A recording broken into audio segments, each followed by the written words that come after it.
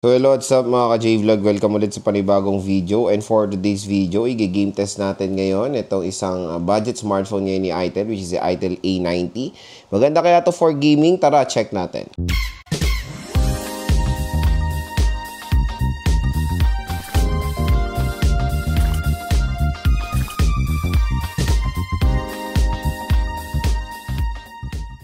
So, ito, 3 games lang ating itetest. So, meron tayong ML, Honor of Kings, and Call of Duty Mobile. So, first na lalaruin natin is Mobile Legends.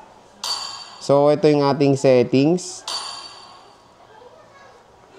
So, map quality high, frame rate high, resolution HD.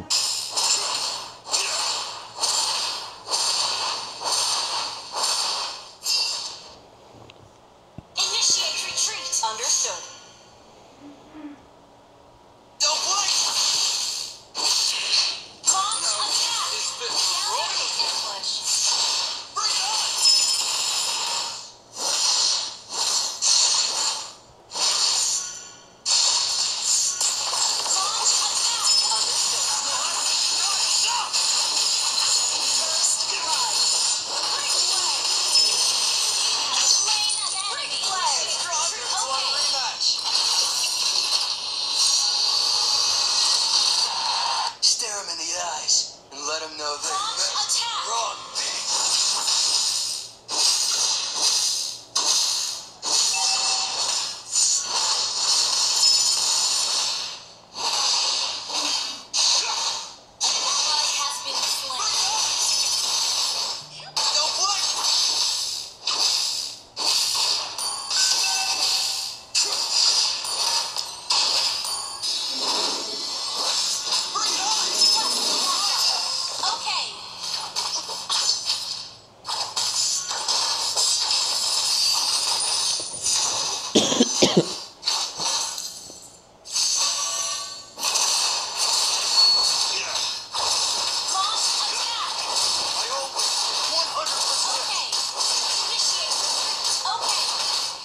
So, pagdating sa Mobile Legends, ayan, okay naman yung performance so far ni Itel A90.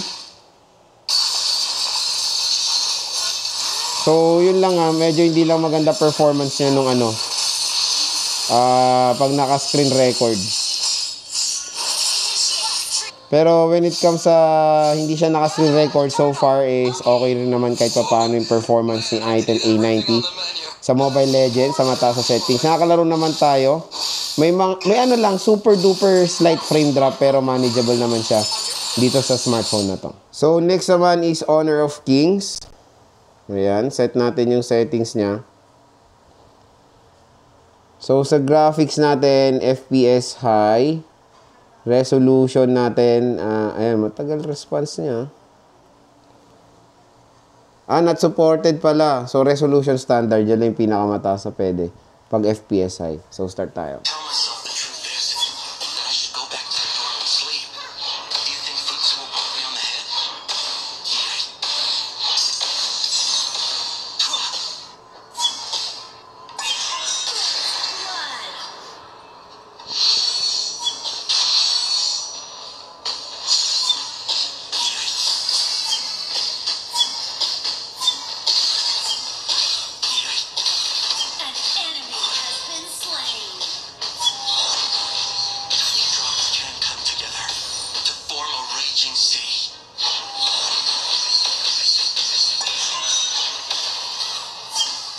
Honor of Kings, playable naman siya dito sa Itel A90, pero yun nga, pag nakaset tayo sa ultra na FPS, hindi po available yung mataas sa graphics. Pero okay lang naman, as long as playable naman yung yung game dito sa smartphone, is all goods naman siya. No worries naman dito. So makakalaro naman kahit pa paano dito sa Itel A90. Pero yun, may mga few frame drops din while playing. Ayan, nag-frame drop siya. Pero manageable naman siya at playable. So next na lalaroin natin is Mobile Legends. So yung settings natin dito, graphics low at frame rate high.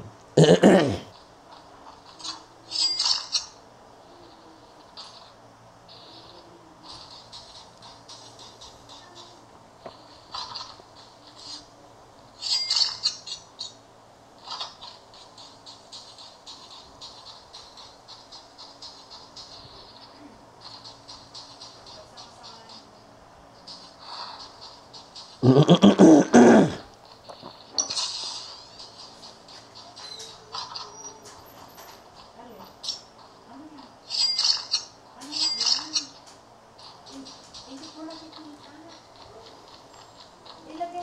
pagdating sa COD Battle Royale, in fairness playable naman siya. Pinakamataas na graphics available is low.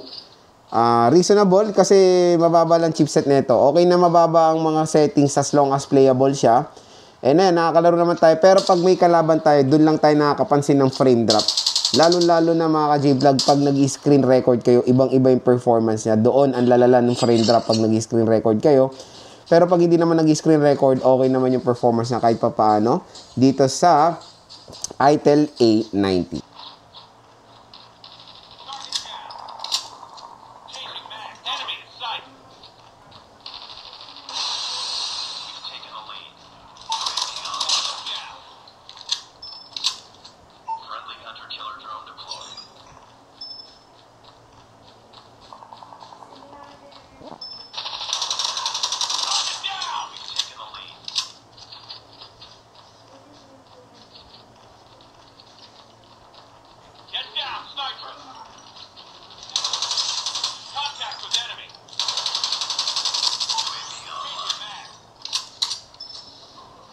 So pagdating sa COD mga ka-J-Vlog, ayan, multiplayer.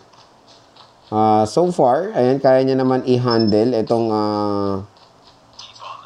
larong to. Itong dito sa ITEL A90. Ayan, nakakalaro naman tayo. Mas better yung kanyang performance compare sa Battle Royale. Mas light naman kasi to. So yun, makakalaro naman kayo dito ng COD multiplayer dito sa ITEL A90. All goods naman yung performance nyo. So yun mga ka-J-Vlog, yung game test natin dito sa ITEL A90. So yun ang pinaka main question kung okay ba siya for gaming. Again, for this game test, so far na-handle niya naman tong mga to. So ito yung dinicide kong i-download dito kasi ito yung mga possible na pwede nating mga laro. So Mobile Legends, Honor of Kings at COD playable naman kahit papano dito sa ITEL A90. So, meron mga few frame drops while playing pero manageable naman siya. Pero ang napansin ko dito, nung naglalaro ko dito while screen recording, kasi syempre may mga ibang naglalaro na gusto nila screen record yung game nila tapos ina-upload nila sa socials. Yun, doon kayo makaka-experience sa mga super lalang frame drop habang nag-screen record kayo. Siguro syempre kasi nagagamit din yung RAM or hati yung performance ng RAM. Kaya ganun yung nangyayari. Pero again, pag hindi naman nag-screen record, okay naman so far yung paglalaro natin dito. Pero sa lahat na yan, naka-under tayo ng mga frame drops while playing. Pero manageable naman. So again, hindi ko to mare-recommend for solid gamers dahil yung chipset nito is sobrang baba. Yung GPU rin kasi titignan nyo habang naglalaro. So hindi maganda yung GPU niya for gaming. Yung PowerVR G8320. So, ang maganda kasi dito sa smartphone na to, ang laki ng storage. 256GB sa halagang napakamura lang. Solid naman ang storage na itong si ITEL A90. So, again, makakalaro kayo dito. Yung mga basic modern games lang. COD, pinakamababang settings. Okay rin naman siya kahit papaano. So, ayun. Kung interested kayo dito, yung link na ito nandito sa View Products.